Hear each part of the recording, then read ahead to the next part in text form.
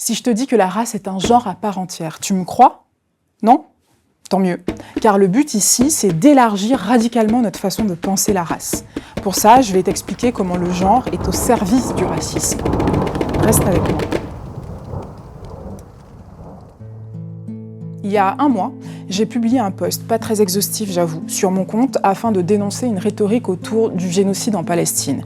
Une lecture féministe, libérale, /humanitaire, dépolitisée qui met l'accent sur le sort particulier des femmes palestiniennes tout en effaçant les hommes palestiniens. Ce discours va de pair avec l'indignation pour le sort des enfants et les femmes à Gaza, considérés comme civils, ce qui sous-entend que les hommes palestiniens, eux, seraient forcément combattants du Hamas, donc terroristes. En fait, cette rhétorique déshumanise les hommes palestiniens qui vivent une misandrie raciale et coloniale. Du fait de leur genre, ils sont la cible d'une diabolisation des médias, d'un acharnement carcéral, criminel, meurtrier de l'armée et de l'État d'Israël. Les réactions n'ont pas tardé, me rappelant à l'ordre. Il faudrait parler de tout sauf de misandrie raciale. Car la misandrie, le fait de détester les hommes, pour certaines féministes qui s'en revendiquent, est un moyen de contrer la misogynie des sociétés patriarcales. La misandrie ne tue pas, alors que la misogynie, oui. Et je le comprends. Je comprends ces réactions. Et je comprends aussi qu'elles ont une lecture partielle du genre. Mais ça tombe bien, on va décortiquer tout ça ensemble. Pour ma part, je ne souscris pas au récit classique du genre. On naît avec un sexe dit féminin, donc on est une femme. On naît avec un sexe dit masculin, donc on est un homme. Pas parce que je me crois en dehors de ce récit, mais parce qu'il ne m'a jamais reconnue. Comme l'écrit le philosophe Charles Mills, le contrat racial ne nous inclut pas d'emblée dans l'humanité, qui équivaut en fait à la blanchité. Et encore moins dans ces catégories de genre. Avant d'être femme, avant d'être homme, avant d'être non-binaire, on est noir, on est racisé. Et c'est là le point de bascule. La race elle-même devient un genre à part entière.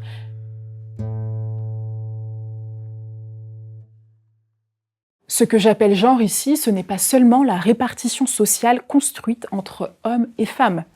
C'est le système de lecture et de classification des corps par les États, par le capital, par les institutions, qui attribuent des places différentes selon les couleurs de peau, les appartenances raciales, les assignations coloniales. Et dans ce système, la noirceur, par exemple, dérange. Elle est excédentaire, inclassable, elle produit des corps trop, perçus comme menaçants, désirables et indésirables à la fois.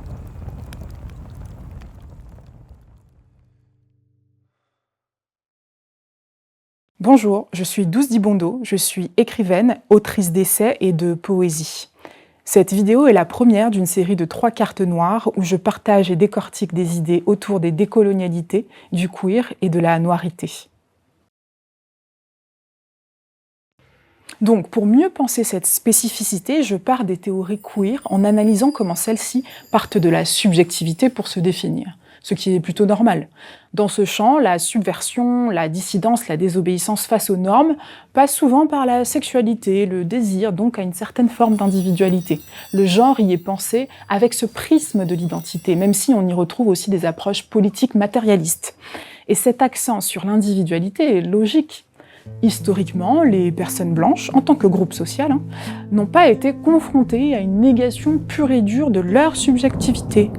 Elles n'ont pas subi la déshumanisation, le statut de non-personne et celui juridique de bien meuble dont parle Charles Mills. Les personnes trans, non-binaires, queer, subissent l'oppression cispatriarcale qui les relègue au rang de déviantes, de sous-personnes, mais elles existent tout de même. Elles bénéficient du contrat racial qui s'est fondé sur la séparation. Blanc égale personne, racisé non personne. Or, si on veut mieux décortiquer les rouages du racisme, il nous faut procéder non pas à une subversion, mais à une inversion. Voir le genre comme une des composantes de la matrice de la race et comprendre comment l'État racial modèle le genre en fonction de ses politiques de division, d'utilisation et de hiérarchie des corps. Pour les personnes noires, au fondement de nos corps se trouve d'abord la déshumanisation. La distinction de genre ne rentrait pas vraiment dans l'équation. Hortense Spillers, l'a écrit dans Mama's Baby, Papa's Maybe. L'esclavage a arraché aux personnes noires leur genre au sens classique, ne laissant que de la chair, the flesh. La chair noire a été mise à nu, disponible, hors humanité. Les théories racialistes occidentales des 16, 17 et 18e siècles nous ont caractérisés avec les attributs de la féminité. Les Noirs sont indolents, paresseux, émotifs, infantiles. Et c'est par la race que nous avons été placés en deçà des femmes blanches, du sexe dit faible. De nos jours, peu importe que l'on soit dissidente du genre ou pas, notre vécu se rattache à une condition noire qui nous devance. Dans le regard blanc, cette condition présuppose une certaine hétéronormativité, voire de l'hyperféminité ou de l'hypermasculinité.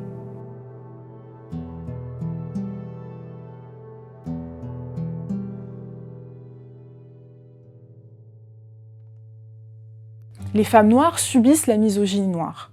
Une misogynie particulière envers elles qui est à l'intrication entre racisme et sexisme. Hyperféminines ou non, elles sont accusées de virilisme et d'agressivité, donc d'un manque de féminité. Ces suspicions cachent en fait une sorte de transphobie couplée à de la misogynie noire.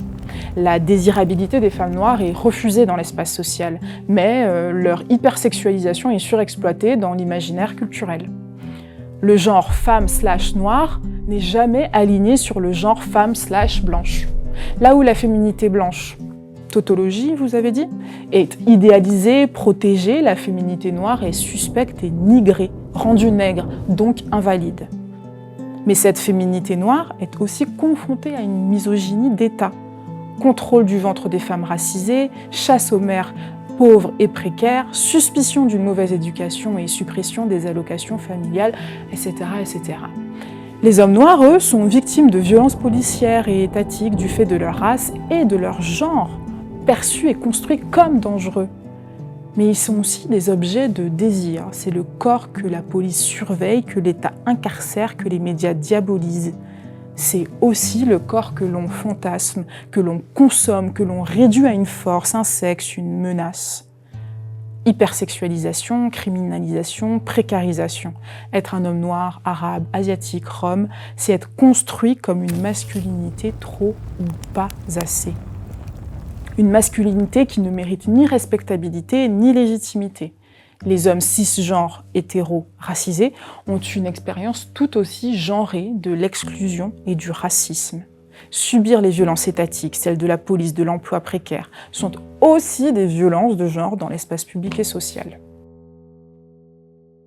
Le genre femme/noir est indésirable contrairement à son pendant blanc. Le genre homme/noir est consommable contrairement à celui blanc. Alors que l'identité queer revendique une subversion du genre, la race, elle, l'incarne malgré elle. C'est pourquoi réduire le genre à une opposition homme/femme ou à une question identitaire individuelle ne suffit pas. Il s'agit d'une condition raciale à dénoncer et à dépasser. Ce paradoxe est analysé, disséqué par les chercheurs et chercheuses en Black Studies qui théorisent une double dimension du genre. D'un côté, le genre comme rapport social entre hommes et femmes, tel qu'on le connaît dans les théories féministes classiques. De l'autre, le genre imposé par l'État et le capital, qui distribue des statuts différents selon la race, façonnant en fait les expériences genrées singulières. Si les femmes racisées subissent une misogynie raciale, les hommes racisés subissent aussi une misandrie raciale, ou plutôt une misandrie noire lorsqu'il s'agit d'hommes noirs donc. Ces termes sont utilisés dans plusieurs articles et syllabus universitaires aux États-Unis pour montrer l'intrication du genre dans la matrice qu'est la race. Pour les masculinités racisées, je le répète, il ne s'agit pas d'une haine des femmes envers les hommes racisés. Il est question d'un système d'oppression. Ce système n'est pas une relation entre individus, mais une mécanique ascendante de l'État, la police, les prisons, les frontières, les médias. L'incarcération de masse des hommes noirs et arabes en France, les contrôles aux faciès sur ces mêmes hommes, les meurtres policiers d'Adama Traoré, de Lamine Dieng, de Naël, la suspicion permanente envers ces jeunes hommes témoignent de cette misandrie raciale. Il ne s'agit pas seulement de race, mais de genre.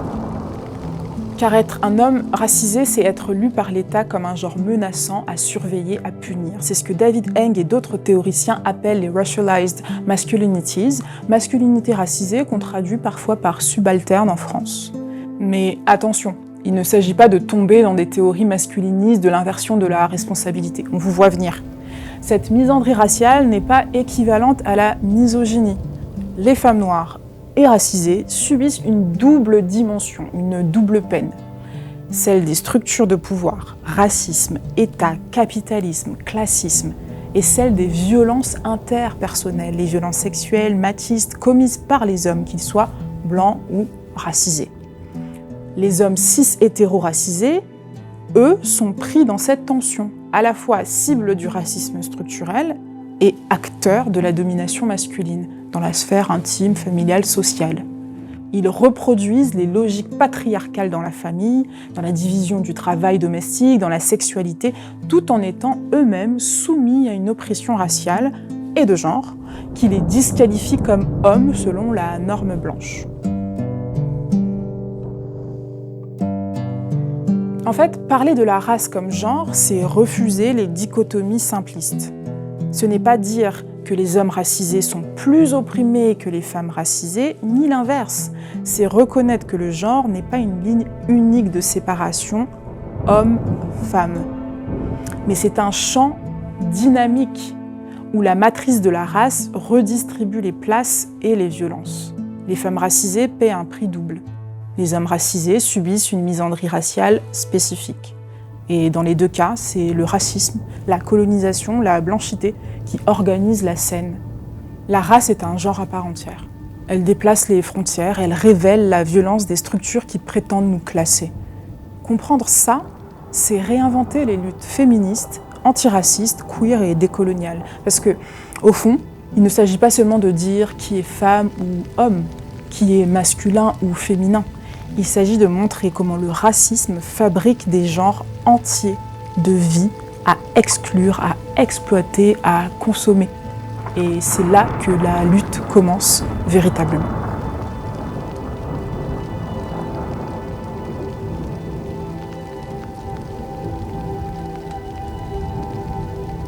Merci d'avoir regardé cette vidéo jusqu'au bout. Je suis Douce Dibondo, toujours. Si vous voulez suivre mon travail, rendez-vous sur Instagram. C'était la première vidéo d'une série de 3 cartes noires. En attendant, dites-moi en commentaire votre avis sur la race, le genre et ce nouveau format de vidéo. Est-ce que ça vous a plu? Est-ce qu'il y a des choses à améliorer? Dites-nous tout. N'oubliez pas de partager cette vidéo et si vous voulez nous soutenir pour continuer à produire ce genre de vidéos, rendez-vous sur histoirecrépue.fr.